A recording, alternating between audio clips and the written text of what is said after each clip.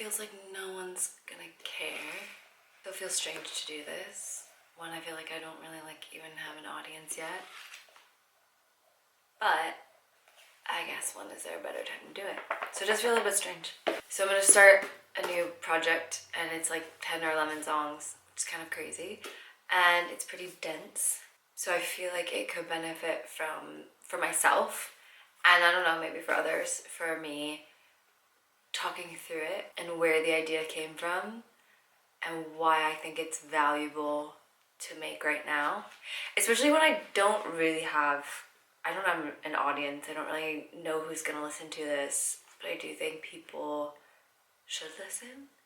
I think they might want to listen. It's called Brave World, and it feels like a book report, and I think it's because it almost feels like it is, because it's based on my favorite book, Brave New World, or one of my favorite books by Aldous Huxley. And I read it in high school, and it just had a really big impact on me.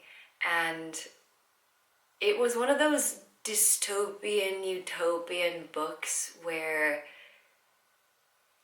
it was bleak, but it wasn't as bleak as 1984. I remember reading 1984, and then I read this, and I was like, wait, whoa. And it just felt so relevant. Like, I know there's aspects of 1984 that feel really relevant, but I do feel like Brave New World, it's this, like, promise of, like, commercialism and optimization. And I do think, like, with all the things we're experiencing with, like, the upsides of technology and the downsides of technology is, like, the question that I think this book asks, and that I've been asking myself a lot, is like, okay, what are we willing to trade of our humanity for comfort and progress, and what is happiness, and who gets to decide what happiness is, and who are we incentivized to become to get this version of happiness that we're told that we really want to have.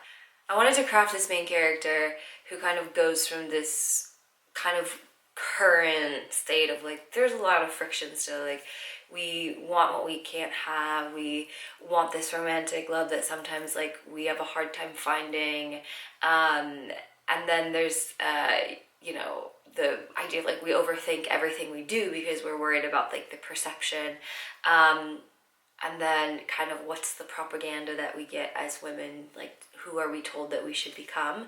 So I kind of want that to be kind of the first act of this, and kind of the next act, I'm thinking this character is, you know, it becomes this kind of, like, disembodied, and it is a lot in that Brave New World thing, like the disembodied bodies. And I've been, like, actually seeing a lot of New York Times article quotes about this. Like, there's one author who, I'll put the quote up, which I thought it was fascinating, that, like, you know, she's thinking about this too. And I think it's a lot of this happening with this, like, we're all, like, these disembodied bodies on the internet. And so I want it to lean into this idea of, like, hypersexualization, a little bit of fetishization, of, like, part of it is, like, a commentary, but also part of it is, like, the fantasy of, like, yeah, what would it be like to be that person? There's a song that I wrote a long time ago for a pitch that I'm keeping for myself called Blue Light District. My favorite line is, welcome to the Blue Light District, swipe to the next pick, gimme, gimme, gimme love with a double click. And I think that's this idea where, like, it's kind of like my own fantasy of, like, I feel like I've never been, like, the classic hot girl, you know, like, sexy hot girl that gets all of the attention, and attention is currency, and attention is king. And, like, what would it be like to be that girl who's just, like, super hot, and, like, pages perfectly curated, like, she's the classic, like, hot internet girl, and just kind of giving into that fantasy. And then this idea of just, like, you know, no real deep emotional connection. It's just, you know, about making yourself feel, like, validated and wanted, but also being the voyeur into other people's lives, and seeing what other people are doing all the time. So that's kind of in, like, the second act, I guess. And then I kind of want there to be another interlude into the third act, which is this kind of come down of just, like, was it all that it was chalked up to be? Like, did all the attention give me what I wanted? Did becoming this disembodied body give me what I wanted? And then the third act is that come down of just, like, returning back to that friction of being a human.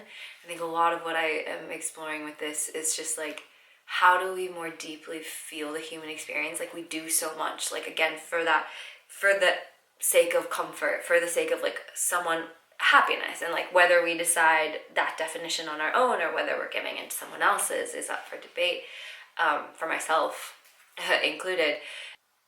Yeah, but just kind of coming back to that like very human place of, yes, there's going to be friction, yes, there's going to be ups and downs, but that's why we're here. And it's a bit spiritual and woo-woo, but I like it. Building those deep human connections again. And that's the first single. Is actually from the last act, and it's called The Rain. And I'll dig into that in another video. Yeah, so I'm excited. If anyone's interested, hang out for a while. I'm gonna try and make videos about each song, just to kind of explain where things are coming from. But I also don't want to over-explain it, because I hate when things get over-explained to the point where you can't imagine things for yourself, especially with songs when you want to imagine things for yourself quite a bit. But just to, it's a pretty dense concept. But I'm hoping to keep it very like grounded and from my own personal experience, especially like from a female perspective as well in this world. So hope you enjoy it. I'll do another video about the first single that's coming out, which is The Rain. And I don't have a pre-save link yet, but there's a link to my website on the YouTube channel. So you can always go there, put your email in so that I can give you updates on what's happening with the music. And if you want, just, comment, maybe put your email in and then say like, I sent my email, and I can send you a link to the demo, a little private link to the demo before it comes out if you're curious. Ugh, okay. I do feel like relatively uncomfortable with this, but I think it might be good for me to get my thoughts out, and to just explain the project, and to, get it out of my head. I have it in writing, but just like get it out of myself and into the world a little bit more as the music comes out as well. So I'm excited, and hopefully people will find it and people will listen.